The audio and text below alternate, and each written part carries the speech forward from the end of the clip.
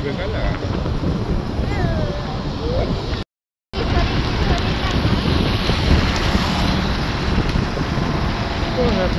Evening.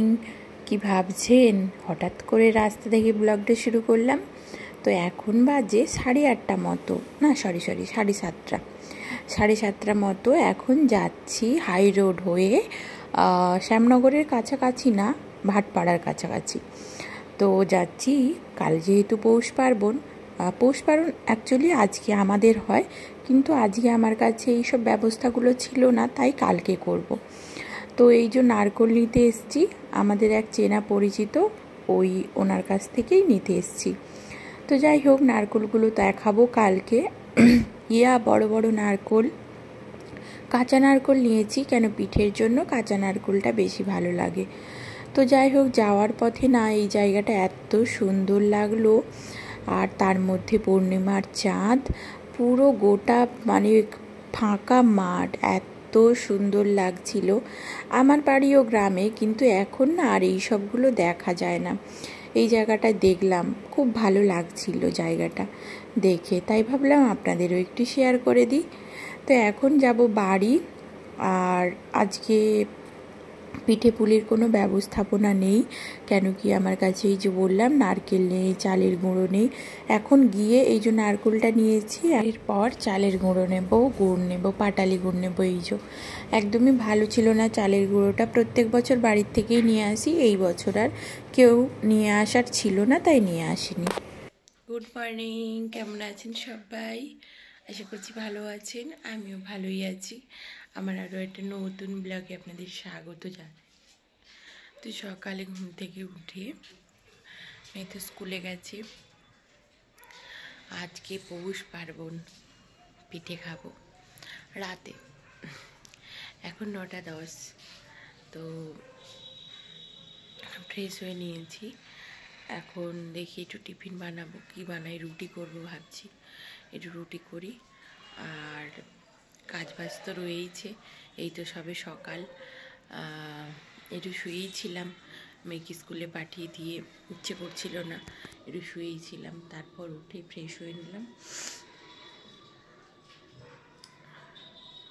তো যাই হোক, চলুন একটু রুটি করে নিই, খাওয়া দাওয়া করি, একদম দুপুর থেকে কন্টিনিউ করবো ব্লগটা, পরে ফিরছি।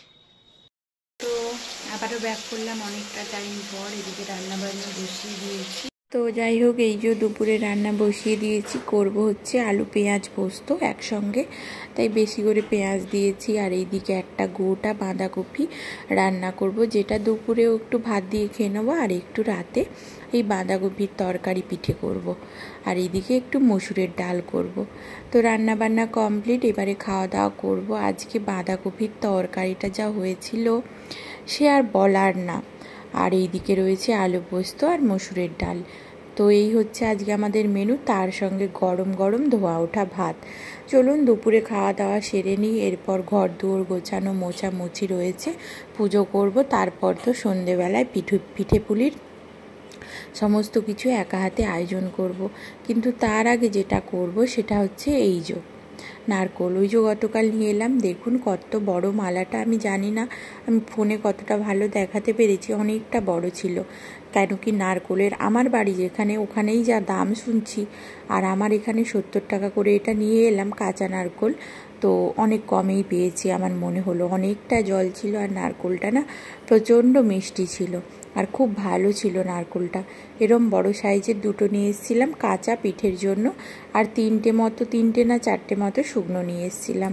তো এই যে আমি তো এইসব পারি না, হাজব্যান্ড করে দিচ্ছে, তো ওকে বললাম তুমি ছাড়িয়ে দাও, আর আমি হাত দিয়ে কোরাই না, মিক্সিতে দিয়ে দেবো, তাহলে ওই নারকোল কোরানো যেরম হয় ওরমই হয়ে যাবে, আমাকে আর এক্সট্রা করে করতে হয় না। আর যখন বেশি পাকা নারকোলটা আমি করি, তখন ওই কালো ভাবটা যেটা থাকে ওটা ওই ছোলার দিয়ে তুলে দিই, তারপর মিক্সিতে কুচিয়ে দিয়ে দিই। খুব ভালো, অল্প সময়ের মধ্যে এই জিনিসটা হয়ে যায়, নারকেল কোরানো। আর আমার হাজব্যান্ড তো চাকু দিয়ে সেই রাউন্ড রাউন্ড মতো সাপের মতো একদম বড় বড় একদম। তো এই যে দেখুন কি সুন্দর তুলে দিয়েছে। এটা তো অনেক ছোট, আমি আপনাদের এর থেকেও বড় একটা দেখাবো। এক মানুষ না হলেও কাছাকাছি ওরম হয়ে যাবে, বিশাল বড় করে তুলেছিল। ও এরমই করে জানেন। এই যে দেখুন আমি 2 পাটে দেখিয়েছি, তারপর ভাবলাম আচ্ছা আপনাদের একটু এক পাটেই দেখানো যাক, মনে হচ্ছে না সাপ ঝুলছে। তো এটা অনেক করেই তুলেছে ও, এগুলো পারে। ও এটা কাটারি দিয়ে করেছে, ও বললো প্রথমে কাটারিটা দিলেই ভালো হতো। গুড ইভিনিং, ব্যাক করলাম একদম সন্ধ্যেবেলা, এখন 5:30 বাজে। তো পুরো ফ্রেশ হয়ে নিয়েছি, এখন এবারে একটু পিঠে পুলির ব্যবস্থা করব। অনেকক্ষণ হলো বসিয়ে দিয়েছি, অল্প অল্প করে হচ্ছে। নারকেলটাকে কুড়ে নিয়েছি, আমি তো মিক্সিতে পেস্ট করে নিয়েছি। আর এইদিকে দুধ পুলির জন্য দুধটা বসিয়েছি। তো চলুন এই পুলি পিঠের পুরটা বানিয়ে নিই, এগুলো সব করে নিই, পরে ফিরছি।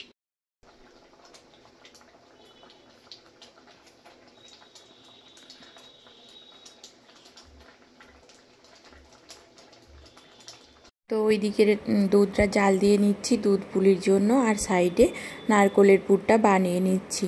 তো নারকেলের পুরটা বেশ শুকনো শুকনো হয়েই গেছে, তারপর একটু দিয়ে দিচ্ছি গরম দুধ, আর নামানোর আগে 1 চামচ মতো ঘি দেব। এইভাবে নারকেলের পুরটা করে দেখবেন, যদিও আমিও একজনের কাছ থেকে ধার করেই বলছি। কালকে যেহেতু আমাদের পৌষ পার্বণ ছিল, মা করেছিল এইভাবেই। আমি দুধ দিই কিন্তু ঘিটা দিই না, কিন্তু ঘিটা দিয়েও কিন্তু দারুণ একটা টেস্ট বা একটা ফ্লেভারও এসেছিল, দারুণ হয়েছিল, একটু অন্যরকম। তো যাই হোক, ওইদিকে পুর বানানো কমপ্লিট, আর এইদিকে আমি চালের গুঁড়োটা মেখে নিয়েছি সুন্দর করে। আর এইদিকে এই যে পুরটাও খুব সুন্দর হয়ে রেডি হয়ে গেছে, দারুণ কিন্তু গন্ধও ছাড়ছে এই যখন ঢাকনাটা খুলে দিলাম। তো যাই হোক, আর ভিডিও করলাম না কন্টিনিউ, তারপর বেশ কিছুটা বানিয়ে নিয়েছি। একা হাতে তো অনেক অসুবিধে হচ্ছে, ক্যামেরা বারে বারে অন করতে অফ করতে খুব হচ্ছে, তাই ভাবলাম থাক বানিয়ে নিই, তারপর শেয়ার করব। তো এই কয়েকটা বানিয়েছি, এখন এটা বসিয়ে দিই। এই যে ফুটন্ত জল, আর এখন এই যে এর মধ্যে সমস্ত পিঠেগুলো দিয়ে দেব। আগে নারকেলের পিঠেগুলো বানিয়ে নিই, তারপর তরকারি যে পিঠেটা রয়েছে ওটা বানাবো। ওটাও দারুণ খেতে হয়েছিল, যেহেতু এটা মিষ্টি, আর এইসব না মিষ্টি জাতীয় জিনিস বানানোর পর আমার আর খেতে ইচ্ছে করে না। তো শেষে ওই তরকারির পিঠেটা এত টেস্টি হয়েছিল, কিন্তু ওটা বানাতে গিয়েই কটা মনে হয় 13টা না কটা বানিয়েছিলাম, তার মধ্যে পাশে একজনকে দিয়েছিলাম। তো এইসব নিয়ে না শেষে এক রকমের শর্টই পড়ে গেছিলো। দেখা যাক আরেক দিন এইভাবে বানিয়ে নেব। এখন তো শীত অনেক দিন রয়েইছে, মাকে বলবো বাড়ির থেকে চালের গুঁড়ো নিয়ে আসতে। এই কেনা চালের গুঁড়ো তো খুব অসুবিধে হচ্ছে, খুবই খারাপ। মানে এইবারে চালের গুঁড়োটা তো আরোই খারাপ। আমি বেশ কিছু বছর হলো কিনে খাচ্ছি না, কেন বাড়ির থেকে নিয়ে আসছি। আর এই বছর ওই যে সময়ও হয়নি, আমরাও যাইনি, আর সময়ে নিয়ে আসা হয়নি, তাই। তো এই যে দেখুন বানিয়ে নিচ্ছি। শেষে এই যে তরকারির পিঠেটা খুবই টেস্টি হয়েছিল, এনার্জি লস একদম। এখন যে বানাচ্ছি কোনো রকম কটা বানিয়ে নিচ্ছি, ভাবছি যে 10টা 12টা হয়ে গেলেই মানে থেমে যাব, আর করব না, রেখে দেবো, কালকে আরেকটু যেটা থাকবে ওটা বানিয়ে নেব। তো এই চলুন সমস্তগুলো বানিয়ে নিই, কেমন হয়েছে জানাবেন। সো ব্যাক করলাম অনেকটা টাইম পর, এখন 9:30 বাজে পাক্কা। আর এইদিকে আমার পিঠেটা বানানো কমপ্লিট হলো। কিছু দেখাতে পারবো না, কেন বানাতেই শেষ।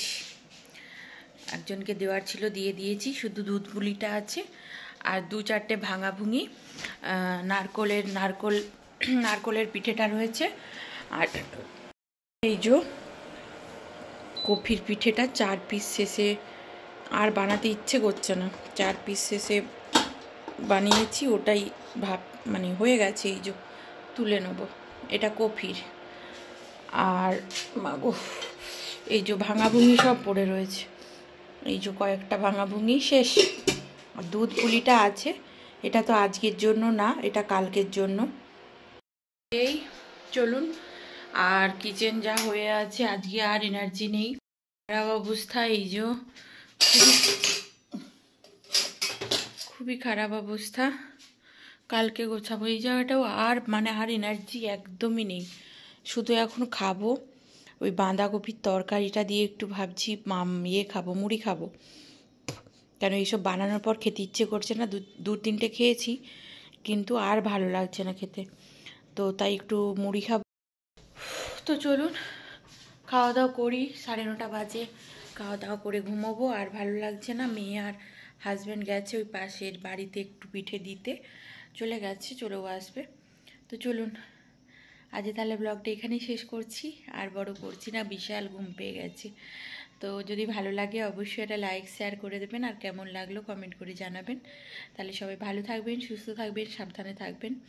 আজকের মতো টাটা।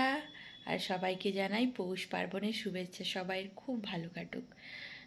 সবাইকে জানাই গুড নাইট।